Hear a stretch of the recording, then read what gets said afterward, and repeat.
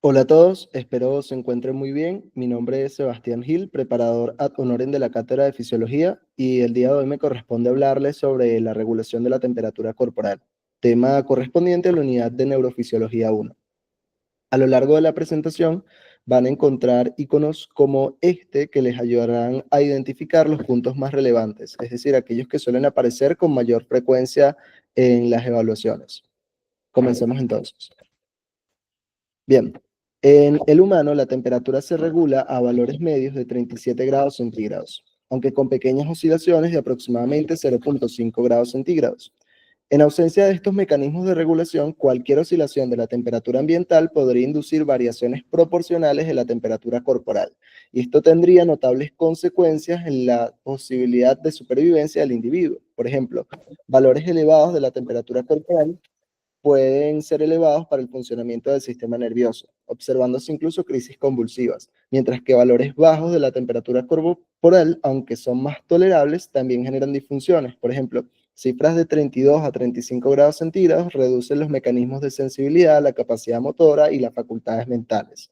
Entonces, para entender mejor los procesos de regulación térmica, resulta útil clasificar a los animales en función de dos criterios. Primero, su capacidad para mantener la temperatura corporal y segundo, la fuente donde obtienen calor. Entonces, en función de este primer criterio, podemos reconocer animales que son homeotermos y poiquilotermos. Los homeotermos son aquellos animales que pueden mantener su temperatura corporal en un valor relativamente normal pese a las variaciones en la temperatura externa. Por ejemplo, aves y mamíferos, que son los animales de sangre caliente. Y los poiquilotermos son los animales cuya temperatura corporal tiende a fluctuar más o menos con la del ambiente. Por ejemplo, los invertebrados, los peces, los anfibios y los reptiles, que son los animales de sangre fría. Ahora, en función del segundo criterio, podemos reconocer a los animales ectotermos y los endotermos. Los ectotermos son aquellos que obtienen el calor casi enteramente del medio ambiente, mientras que los endotermos son aquellos que producen su propio calor, elevando su temperatura corporal por encima de la del ambiente. Eso lo entendemos mejor con esta gráfica.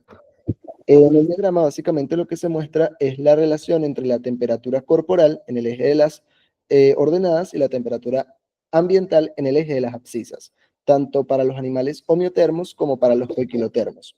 Como pueden ver, los primeros, los animales homeotermos, logran mantener constante la temperatura corporal dentro de un amplio intervalo de valores de la temperatura ambiental, mientras que la temperatura corporal de los poiquilotermos muestra una correspondencia prácticamente lineal con la temperatura ambiental o con la temperatura externa, que es lo mismo. Entonces, ¿cómo podemos clasificar al ser humano en función de estos criterios ya mencionados? Bueno, el ser humano, y esto es importante, es un animal endotermo homeotérmico, pero él no tiene una temperatura homogénea en todo el cuerpo, y eso es lo que vamos a ver a continuación. El cuerpo humano se puede dividir desde el punto de vista térmico en una zona central o núcleo, que está representado por el conjunto de tejidos profundos de la cabeza, del cuello y del tronco, como por ejemplo el recto, y una región más periférica o envoltura, que está representada por los tejidos periféricos, por ejemplo, los tejidos de revestimiento y las extremidades. La temperatura en el núcleo se mantiene constante, por lo general a temperaturas ambientales comprendidas entre los 36,5 y los 37,5 grados centígrados, mientras que en los distintos niveles de la envoltura, esa temperatura es inferior a la del núcleo y varía en forma amplia.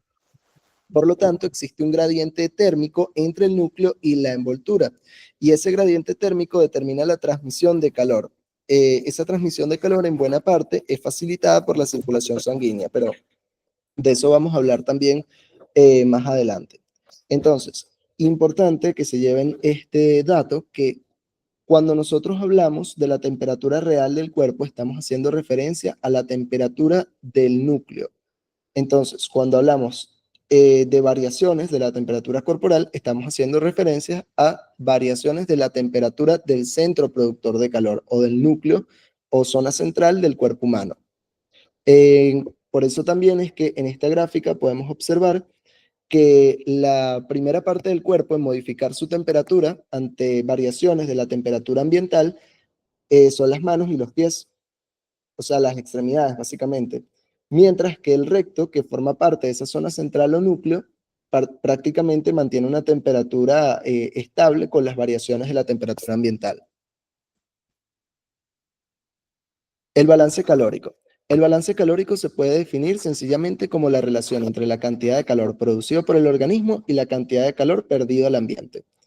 En condiciones normales, la temperatura corporal refleja una situación de equilibrio dinámico entre la producción de calor, que también se conoce como termogénesis o termoproducción, y su dispersión, que se conoce también como termólisis o termodispersión. La fórmula para el cálculo del balance calórico es la siguiente: calor producido más calor transferido. El calor transferido, a su vez, resulta de la resta entre el calor ganado y el calor perdido. Importante que sepan que el calor transferido suele tener un valor negativo, puesto que generalmente se pierde más calor del que se gana. Otro dato importante que se tienen que llevar es que los procesos termogénicos, es decir, involucrados en la producción de calor, por lo general son fenómenos de naturaleza química, mientras que los procesos de termodispersión, es decir, aquellos que están involucrados en la pérdida de calor, son por lo general fenómenos de naturaleza física. Y eso lo vamos a ver más adelante. Comenzamos precisamente con la termogénesis, es decir, con la producción de calor. Existen tres grandes estrategias o tres grandes mecanismos para la producción de calor, que son los mecanismos comportamentales, representados principalmente por el ejercicio, la termogénesis con temblor y la termogénesis sin temblor. En todos estos mecanismos se transforma energía química en calor. Entonces, comencemos hablando de los mecanismos comportamentales. En cada uno de ellos, básicamente, vamos a hablar de datos clave que tienen que saber de cada uno de estos procesos, y en el caso de la termogénesis sin temblor, sí es necesario que se aprendan una secuencia de acontecimientos que sale en una gráfica que ya se las voy a mostrar. Entonces, en cuanto a la producción de calor por mecanismos comportamentales como el ejercicio, acá el calor se genera durante la contracción muscular por la hidrólisis del ATP. En el músculo esquelético, la continua transformación de energía química en energía mecánica implica siempre una gran producción de calor. Recuérdese que la musculatura corporal representa casi la mitad de la masa corporal total. Por lo tanto, la cantidad de calor producido va a guardar una relación proporcional con el grado de actividad de los músculos. Durante el ejercicio, el 90% de la producción de calor le corresponde a los músculos, y esto lo podemos ver acá en la imagen.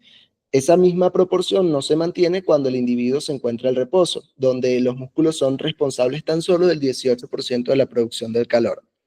Importante que sepan que el ejercicio entonces no es una respuesta específica para generar calor, es decir, no constituye una respuesta fisiológica específica del sistema termorregulador, sino que simplemente es una acción voluntaria que las personas realizan para aumentar la producción de calor.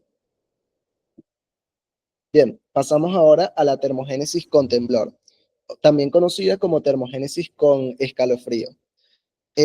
Básicamente, con este término se designa a la producción de calor que se acompaña de manifestaciones particulares de actividad musculoesquelética.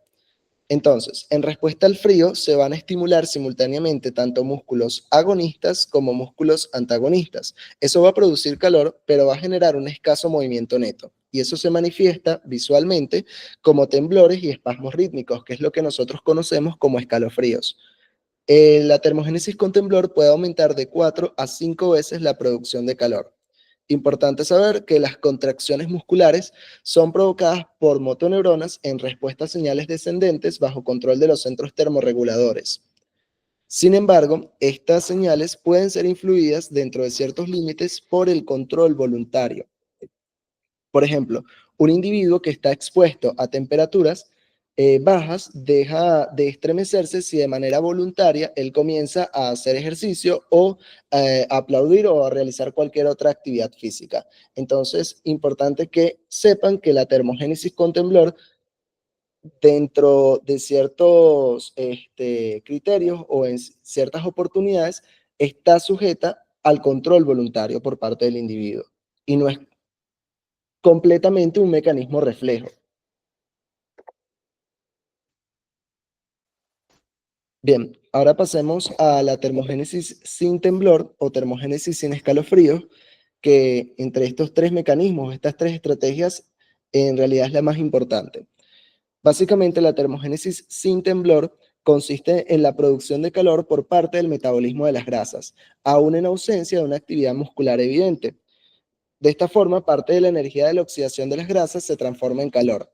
En especial, es la grasa parda la que se encarga de la producción de calor y ya la vamos a ver cuáles son sus características. Este es un proceso que es estimulado por el sistema nervioso simpático por intermedio de las catecolaminas y potenciado por las hormonas tiroideas. En otras palabras, los efectos de las hormonas tiroideas pueden desaparecer a causa de un bloqueo adrenérgico y los efectos de las catecolaminas son mitigados en ausencia de la glándula tiroides. Entonces, importante, estimulado por el sistema nervioso simpático, pero potenciado por las hormonas tiroideas. Y ya vamos a ver más adelante por qué se dice esto. Esto, bueno, son algunas características de la grasa parda que, como ya les mencioné, es la principal involucrada en la producción de calor. Esto realmente no tiene mucha ciencia, tendrían que aprenderse estas características, que está especializada en producir calor de forma rápida y masiva, que está bien equipada para el metabolismo de los lípidos, que presenta muchas mitocondrias, y de hecho por eso es que se ven los adipocitos más oscuros, que está ricamente vascularizada e inervada, y esto que es probablemente la característica más importante, que es, tiene una proporción elevada, en cuanto al cuerpo del recién nacido, pero aún así persiste en el adulto. Entonces, realmente en el recién nacido podemos encontrar esa grasa parda en la cara posterior del tórax y alrededor de las escápulas. Su presencia es de gran importancia para aumentar la producción de calor en el niño, que se encuentra en especial de ventaja por la relación entre la superficie y su masa corporal. Ahora, en los sujetos adultos, algunas literaturas refieren que su presencia es prácticamente nula, aunque sí se puede encontrar cierta cantidad de esta grasa en los sujetos que están aclimatados al frío, por lo general en torno a las grandes venas torácicas. No obstante, y esto de hecho creo que se los mencionaron en la clase, que recientemente se ha establecido que la grasa parda está presente en el adulto en proporciones mayores de lo que se pensaba. Ok, bien, importante en todo lo que les voy a explicar a continuación, que siempre tengan presente que el sistema que está involucrado en la termogénesis sin temblor y en sí en la producción de calor es el sistema nervioso simpático. El sistema nervioso parasimpático no participa en la generación de calor. Entonces, ¿cuál es la secuencia de acontecimientos en la termogénesis sin temblor? Bien, cuando el organismo detecta una disminución de la temperatura corporal, el hipotálamo anterior va a actuar como centro termorregulador y va a desencadenar mecanismos compensatorios para conservar o generar calor. Entonces, entre ellos destacan, primero, la estimulación del sistema nervioso simpático. El sistema nervioso simpático va a promover la liberación de adrenalina y noradrenalina por parte de la médula suprarrenal. Esa adrenalina y esa noradrenalina se van a unir a receptores beta 3 adrenérgicos que están ubicados en el tejido adiposo pardo. Y esta unión va a activar una cascada de segundos mensajeros, elevando el AMP cíclico y adicionalmente activando a la proteinquinasa A o PKA. Esa proteinquinasa A va a cumplir dos funciones principales. La primera es que activa la lipasa sensible a hormonas. Ella va a catalizar la lipólisis, es decir, la conversión de triglicéridos en ácidos grasos libres y glicerol. Y adicionalmente va a fosforilar factores de transcripción en el núcleo. Y con ello va a estimular la síntesis de la UCP1 o proteína desacoplante 1.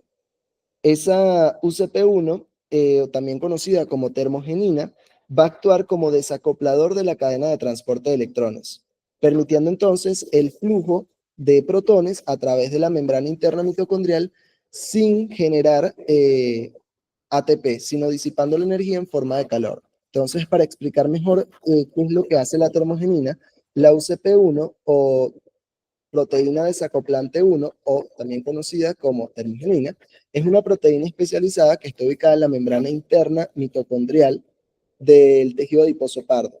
Recordemos que en condiciones normales, los protones que son generados por la cadena de transporte de electrones regresan a la matriz mitocondrial a través de la ATP sintasa, y eso permite la formación de ATP. Ahora, gracias a esta proteína, ella va a crear un canal alternativo para que esos protones que vuelven a la matriz mitocondrial no pasen por la ATP sintasa y no se utilicen para la producción de ATP, sino que en cambio la energía de ese gradiente de protones se disipe bajo la forma de calor. Y eso es lo que permite entonces la termogénesis sin temblor.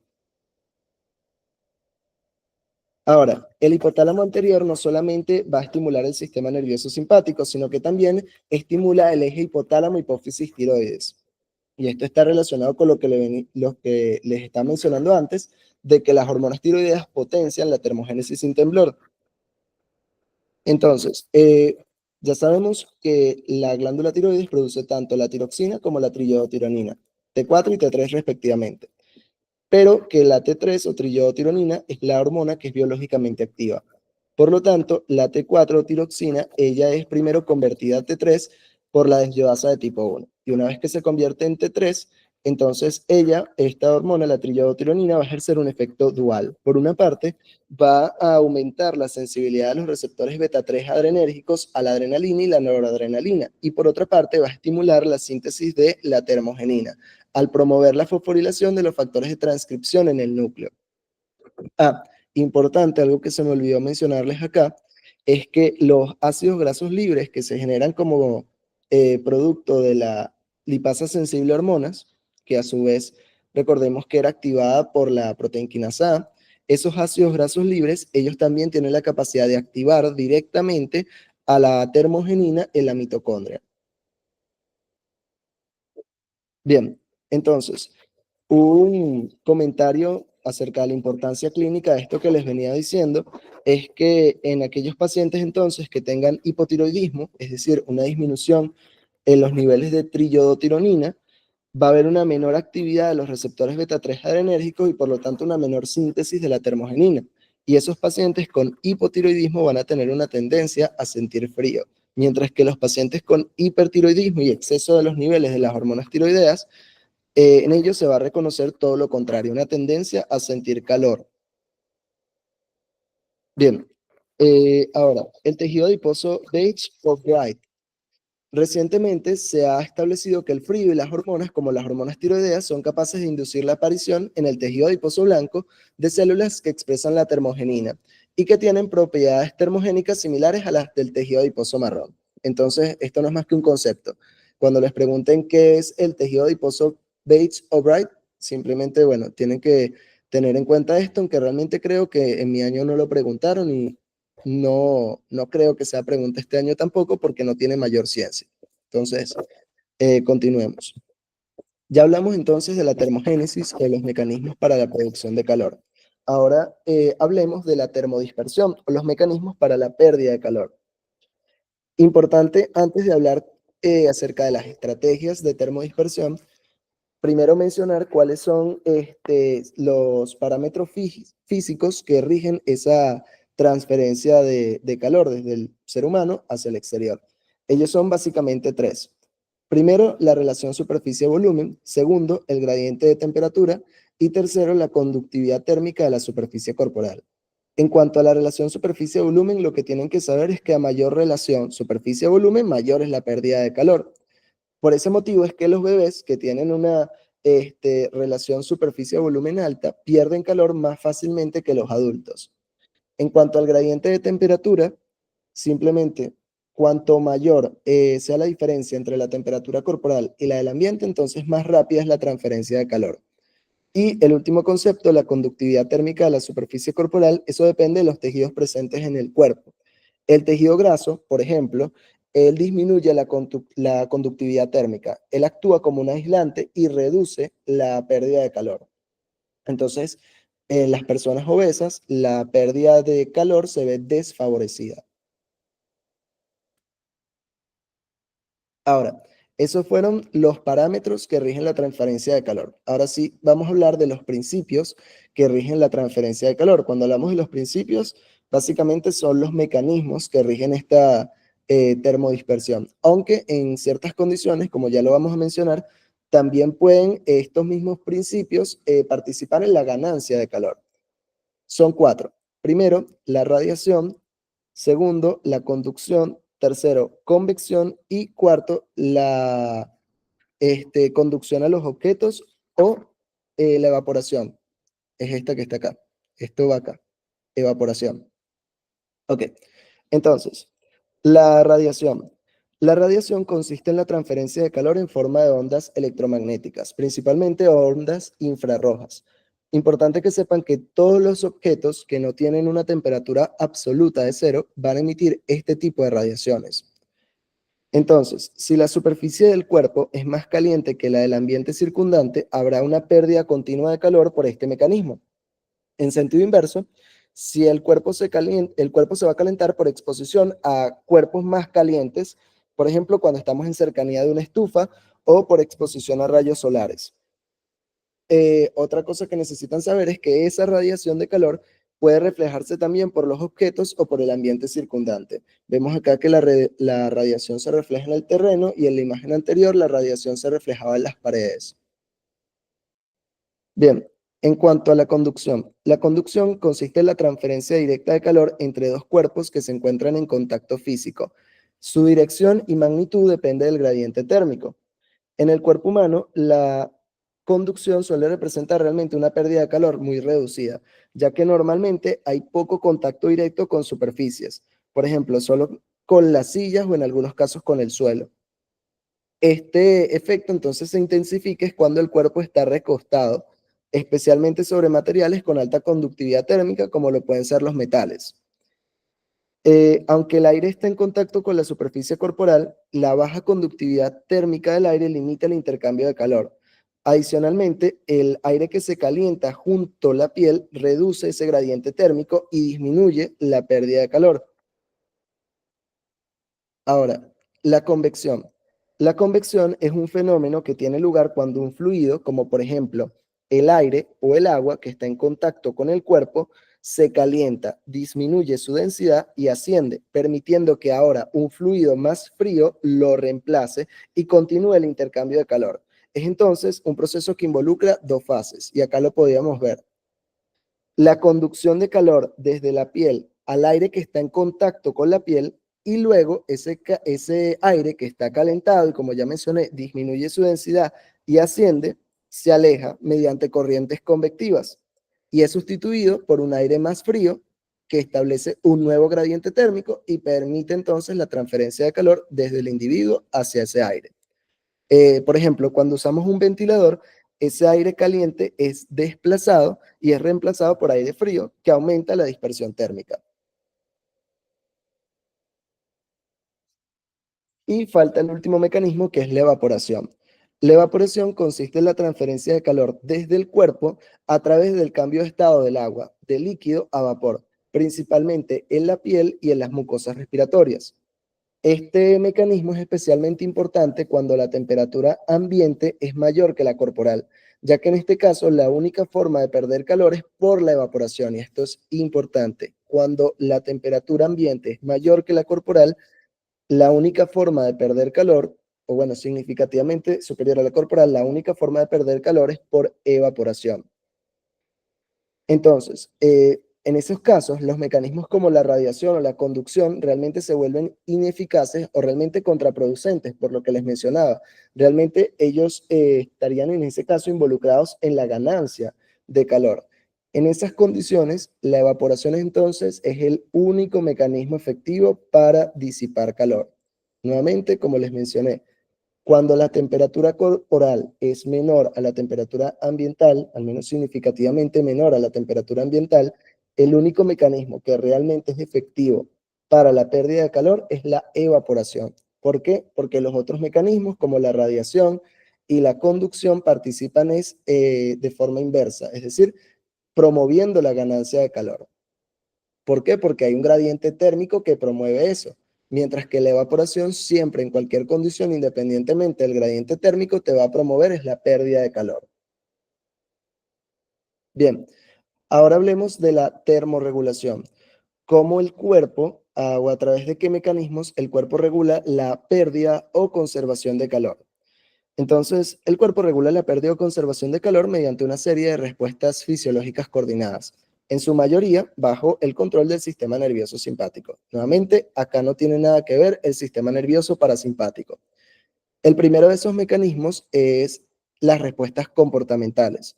Esto hace alusión al control conductual de la temperatura, es decir, a los cambios voluntarios ante estímulos térmicos. Por ejemplo, el buscar sombra o buscar refugio, el cambiar la postura o cambiar la vestimenta, usar ventiladores o fuentes de calor, etc.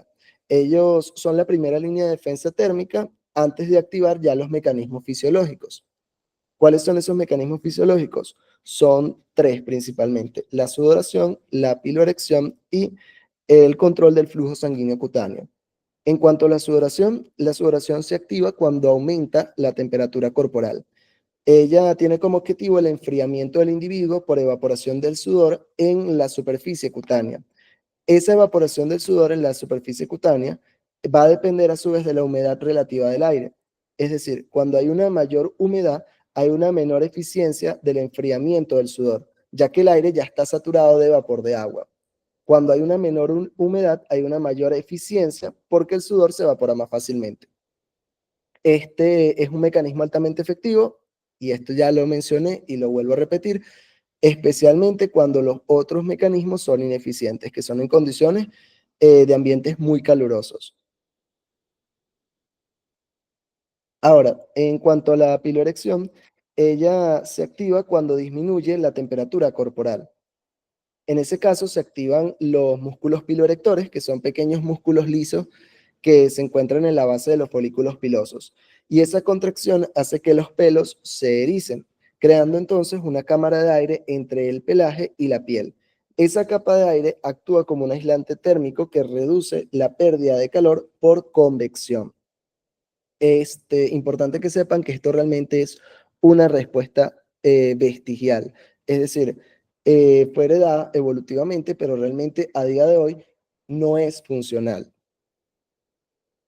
Y en cuanto al control del flujo sanguíneo cutáneo, el flujo sanguíneo o el flujo de sangre desde el centro del cuerpo o desde el núcleo hacia la piel, que sería parte de la envoltura, permite entonces la transferencia de calor hacia el exterior.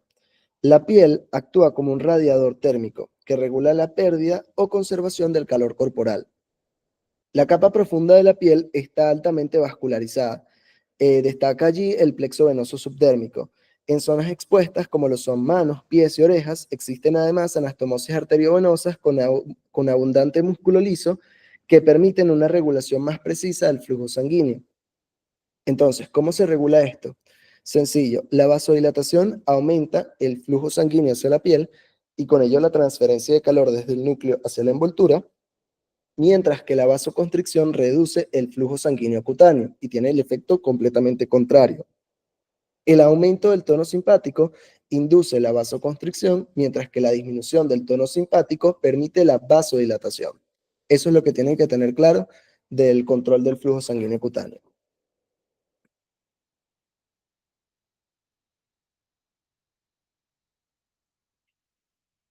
Un dato sobre esto que me olvidé de mencionarlos es que la capacidad de transferir calor al ambiente puede aumentar hasta 8 veces entre un estado de máxima vasoconstricción y el de máxima vasodilatación. Es decir, que cuando el vaso, los vasos sanguíneos cutáneos se encuentran completamente dilatados, ellos son capaces de transferir hasta 8 veces más calor que cuando se encuentran en un estado de completa vasoconstricción. Bien, ahora vamos a entrar en lo que es probablemente la parte más importante de toda la clase, que son los mecanismos centrales de termorregulación. Ok, la temperatura corporal es regulada por un sistema de asa cerrada, es decir, un sistema de retroalimentación negativa. Y el set point o valor eh, clave o valor normal de la temperatura corporal es fijado por el hipotálamo. A continuación les voy a explicar cómo funciona esto. Entonces, vamos a partir de este esquema, que es el esquema más básico, básicamente de la información que es proporcionada por termorreceptores tanto centrales como periféricos. El hipotálamo va a definir un valor de la temperatura corporal integrada que se va a confrontar con la temperatura de referencia o set point. Básicamente, termorreceptores periféricos y centrales le informan al hipotálamo cuál es la temperatura real del organismo, que el hipotálamo va a comparar con la temperatura de referencia, es decir, el set point, que es lo que se considera normal. De la comparación entre ambos valores van a originarse señales eferentes en los sistemas de control de la termodispersión y la termoproducción. Y esas señales eferentes que van a actuar a través de los mecanismos de termodispersión o termoproducción es lo que va a permitir conservar la temperatura corporal dentro de un valor de referencia, es decir, 37 más o menos 0,5 grados centígrados, que era lo que habíamos hablado. Con este gráfico vamos a recapitular lo que les venía mencionando. Entonces, existe una salida del sistema. Esa salida del sistema no es más que la temperatura corporal que se puede medir con un termómetro. El valor deseado o salida deseada, por su parte, se corresponde con el set point, que es la temperatura que ya habíamos mencionado, 37 grados centígrados, más o menos 0,5 grados. Existen ciertos sensores. Esos sensores son los termorreceptores, que pueden ser periféricos o centrales. Ya más adelante los vamos a explicar. Su función no es más que detectar la temperatura corporal real, que es la salida del sistema, y enviar esta información al centro regulador. ¿Cuál es el centro regulador? El hipotálamo. Entonces, ese hipotálamo va a actuar como comparador y como efector. ¿Por qué? Porque el primero va a comparar la temperatura deseada, es decir, esta salida deseada, con el valor real de la temperatura, que es el que es percibido por los sensores, por los termorreceptores. Simplemente esta comparación se evalúa o se realiza, mejor dicho, a través de una resta entre ambos valores. Entonces, si la temperatura real coincide con el set point, no se genera una respuesta compensatoria. Si la temperatura real, por su parte, es menor a la del set point, entonces se activa una respuesta compensadora contra el frío. Si la temperatura real es mayor a la del set point, entonces se activa una respuesta compensadora contra el calor. Como ya les mencioné, el hipotálamo en este sistema está actuando como un comparador y al mismo tiempo como un efector, porque él es el encargado de ejecutar estas respuestas compensadoras. ¿Cómo lo hace? Bueno, él regula la actividad tanto del sistema nervioso autónomo como del sistema endocrino y también las conductas adaptativas para que disminuya la pérdida de calor y aumente su producción en el caso de que tengamos frío, o que aumente la pérdida de calor y se reduzca su producción en el caso de que tengamos calor. Todo eso que les expliqué está resumido acá en esta lámina. De igual forma, yo les voy a pasar el guión de la clase para que ustedes tengan un documento de donde estudiar la teoría, pues propiamente. Hablemos entonces ahora de esos sensores que les había mencionado, los termorreceptores. Existen dos grandes tipos de termorreceptores, los termorreceptores extrahipotalámicos y los termorreceptores hipotalámicos. Los termorreceptores extrahipotalámicos se subclasifican en los termorreceptores periféricos y los termorreceptores profundos. Los termorreceptores periféricos están ubicados principalmente en la piel. Ellos se encargan de detectar los cambios de temperatura del ambiente externo y son los que permiten la percepción consciente, ya sea del calor o del frío. Ellos activan principalmente respuestas comportamentales, es decir, como buscar un abrigo o refrescarse, lo que ya habíamos comentado. Los termorreceptores profundos, por su parte, están localizados en estructuras internas, por ejemplo, médula espinal, vísceras abdominales, grandes venas, como la vena cava, las venas cavas, mejor dicho, y otros órganos profundos. Ellos detectan la temperatura interna del cuerpo, aunque realmente su sensibilidad es menor que la de los receptores hipotalámicos. Ellos contribuyen a la monitorización interna, pero, importante, su participación en las respuestas fisiológicas realmente es limitada. Pasamos por último a los termorreceptores hipotalámicos. Ellos constituyen el centro termorregulador principal, conocido como el termostato del cuerpo. Ellos se localizan en el núcleo preóptico del hipotálamo anterior. Es importante que tengan en cuenta esa localización porque puede ser pregunta de examen. Ellos detectan mínimas variaciones en la temperatura central o temperatura del núcleo. Y no solamente actúan como sensores, sino que también generan respuestas fisiológicas compensatorias, como la sudoración, vasodilatación, escalofríos o la vasoconstricción. En sí, ellos coordinan entonces una respuesta integral que incluye el sistema nervioso autónomo, el sistema endocrino y el sistema comportamental. Un concepto que, bueno, antes se mencionaba, recuerdo que en la prepa de regulación de la temperatura corporal de mi año se habló de esto, pero en la clase realmente no había una lámina que fuese alusiva a ello, es el de zona termoneutral. Entonces, igual se los voy a comentar por si acaso.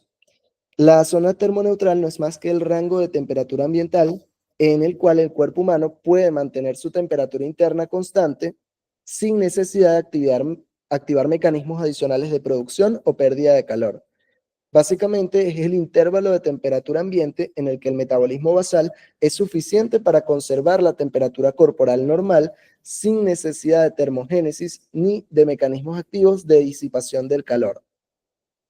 En este rango, en pocas palabras, el cuerpo solamente regula su temperatura mediante vasodilatación o vasoconstricción cutánea.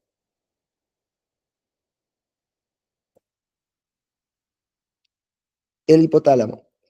El hipotálamo, como veíamos en el esquema que presentamos antes, actúa tanto como controlador, como comparador, como efector en el sistema encargado de la regulación de la temperatura corporal. Existen tres áreas hipotalámicas que son clave en la termorregulación, que son el área efectora de ganancia de calor, el área efectora de la pérdida de calor y el área termorreceptora. El área efectora de la ganancia de calor es el hipotálamo posterior. El área efectora de la pérdida de calor es el hipotálamo anterior y el área o las áreas termorreceptoras más importantes del hipotálamo son el hipotálamo anterior y el área preóptica. Esto es muy importante que lo tengan en cuenta porque suele ser parte de los enunciados que les colocan para que ustedes señalen verdadero o falso. Bien, entonces, ¿cuáles son esas señales diferentes que se encarga de ejecutar o que se encarga de emitir el hipotálamo para el control de la temperatura corporal? Bueno, las podemos clasificar dependiendo de la situación frente a la cual se producen. Si son señales frente al calor o señales frente al frío. Frente al calor son tres principales: la vasodilatación cutánea, la sudoración o jadeo y la inhibición de la termogénesis.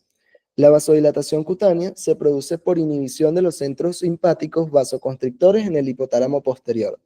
La sudoración o jadeo es inducida por estimulación simpática colinérgica. Importante acá, colinérgica, es decir, mediado por la acetilcolina. Esto es importante que lo tengan en cuenta porque suele ser pregunta de examen también. Como ya les mencioné, se los ponen en un enunciado y por ejemplo, les dicen la sudoración o jadeo, que es una de las señales diferentes frente al calor, es inducida por estimulación simpática adrenérgica. Y ustedes tienen que poner que es falso porque es colinérgica. El resto de los mecanismos que ya los vamos a mencionar, que son inducidos por el sistema nervioso simpático, sí es una estimulación simpática adrenérgica, pero no es lo que ocurre acá en la sudoración.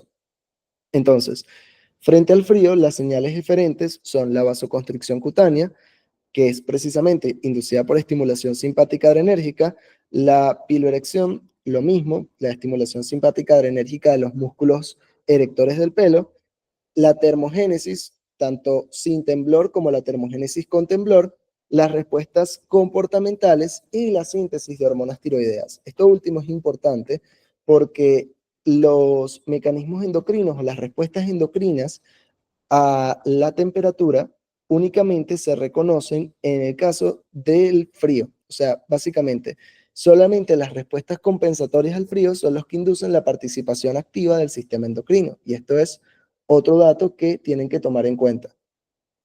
¿Cuáles son esas respuestas endocrinas al frío? Bueno, ellas están mediadas por tres ejes: el eje simpático médula suprarrenal, el eje hipotálamo hipófisis suprarrenal y el eje hipotálamo hipófisis tiroides.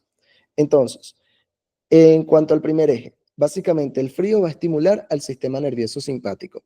El sistema nervioso simpático va a inducir la liberación de adrenalina o epinefrina por la médula adrenal.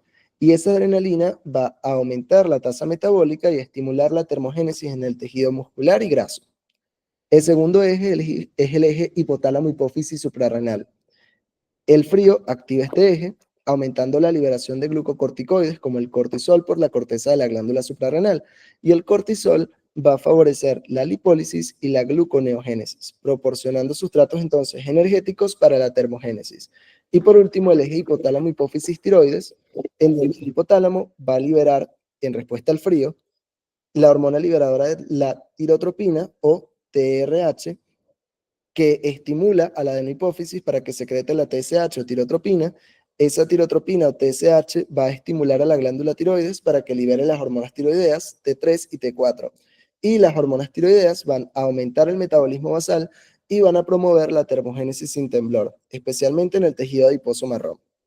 El resultado final, entonces, es una respuesta hormonal integrada que potencia la producción de calor corporal, elevando la temperatura central frente al frío.